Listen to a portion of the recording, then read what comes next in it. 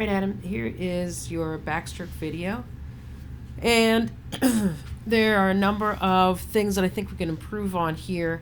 Unlike freestyle, the backstroke requires a more continuous kick. Obviously, freestyle can be done with a continuous flutter kick. That was one of the things that we had tried to overcome and get you to focus on the rotational kick and the freestyle and the two-beat kick.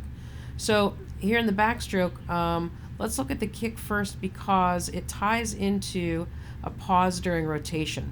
When I watch you swim here, I see a little bit of a hesitation when your arm finishes at your hip. From this view, it seems to hover down there for a while, and it took me a couple viewings to figure out why that arm gets stuck by your hip. It may or may not be obvious, but anytime you get stuck in one position, it's opportunity lost for maintaining forward momentum. So let's fast forward to the underwater part, and we'll take a look specifically at what your hand is doing at the hip. This is a pretty good view. So you see when you finish there, I'm going to slow it down. When you finish by your hip on both sides, your hand throws water down towards the bottom of the pool. And as it's throwing water down, that's when your body begins to rotate. So let's watch this left hand here. Watch your palm turn over towards the bottom of the pool, right there. Your palm is facing to the bottom. And then you continue here to throw water at the bottom of the pool. Watch the palm continue to go down. And as you're throwing water down towards the bottom, this is the same time where the torso is starting to flatten out here and unrotate.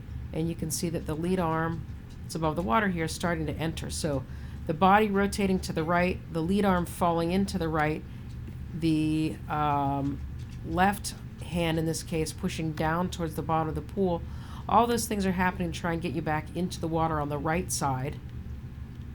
When you're finally there, by the time the right arm enters here, the left arm is just barely coming out of the water. So if you think of an exaggerated freestyle as, catch-up would be the ultimate, you're just sort of doing catch-up in the opposite way. In other words, this hand, the left hand here, is getting stuck at the bottom.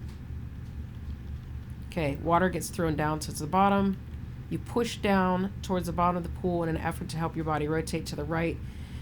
Even after you're already rotated in the water, this left hand is still stuck, dangling down here. I'm not sure what it's doing at this point. It seems like there's one extra pulse there, trying to gain some kind of stability before you finally take that left arm out of the water. And by the time the left arm is out, the right arm is already partway through its stroke. Same thing happens on the right side. There may be a different view, but that's not bad there. Watch the right hand come down by the hip, and it throws water towards the bottom. So what we're looking at here is really disconnection between the rotation and what the arms are doing. This takes us back to the kick. Your kick right here is moving you down the pool, so you're using a lot of fitness and leg strength and aerobic capacity to keep that kick going, but there's also a missing opportunity to take advantage of that kick to help you rotate. What I would suggest doing for a little while is practicing backstroke with your arms at your sides. So nose is looking up towards the ceiling, gentle flutter kick, and focus on using the legs to help rotate to the opposite side, facing up, so nose facing towards the ceiling, rotating right shoulder out of the water and then left shoulder out of the water. They call that pretty shoulders, like you're trying to show off your shoulder to someone who's looking from above the surface of the water. So that's thing number one with backstroke, is to calm down the kick by allowing the kick to help you rotate. Let the kick become more streamlined. Allow the kick to help you rotate so it frees up the hands from doing this throw down at the bottom of the pool at the end of the stroke, because that's not helping you maintain forward momentum with the arms doing that. So that's number one thing in backstroke, is practice no hands kicking, nose facing towards the top of the towards the ceiling. Head stays nice and still here, so that's good. If possible, you want to keep the nose directly up as you rotate around the head. Good rotation angle on the backstroke, but again, how we achieve that rotation is too much work here from the body not working in a coordinated fashion. Drill number 2 with backstroke that I want you to do is one-armed backstroke. So first backstroke with your arms at your side, so just kicking on your back, rotating from side to side, and then one-arm backstroke where only one arm at a time is stroking, the other arm is at your side. And I want you to take your time through the above water phase of backstroke. Let's see if we can go back to above water here.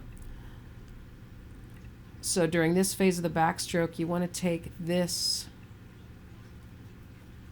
lead arm here, and just like in the freestyle recovery, this is the backstroke recovery, you want the weight of that arm to begin falling into the water as you time it with a rotational kick to help the whole body rotate at once. That lead arm just falls into the water instead of being pushed into the water by this hand at your hip pushing down in. I think the first time you try these, especially the one-arm backstroke, it's really going to feel like a struggle, but there's going to be big payoffs by practicing those two elements separately and then trying to integrate the full body movement in the backstroke. It'll be much smoother. I'm going to stop this and then I'll do your butterfly.